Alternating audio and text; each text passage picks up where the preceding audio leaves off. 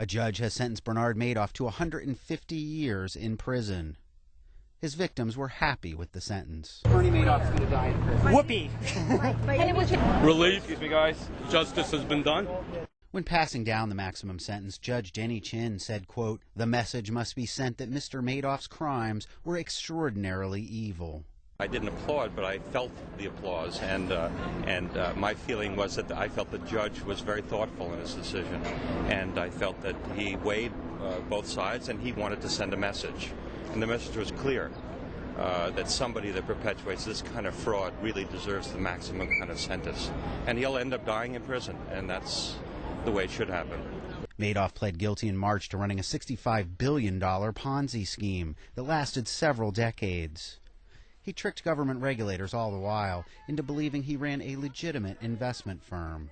Madoff fleeced thousands of people, including close friends and charities.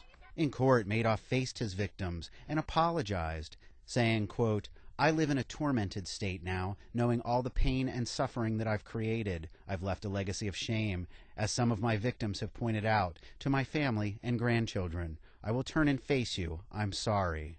One man, a retired corrections officer who lost his life savings to Madoff, welcomed the apology. Well, he turned around and glanced at all the victims, and he looked me right in the eye, yes. But it felt great, a sense of relief, you know. He's a man, just as most, men are, and women, and he did what he thought was right. He turned, at least this time, he turned around to us. Others were not impressed with Madoff saying he was sorry. It's not going to bring the victims their money back. I didn't really believe that he was sorry. If he was really sorry, he wouldn't have done this for so many years. Madoff, a former chairman of the NASDAQ stock exchange, lived a life of luxury with his wife Ruth for decades. She released a statement after the sentence saying, quote, "Like everyone else, I feel betrayed and confused. The man who committed this horrible fraud is not the man I have known for all these years."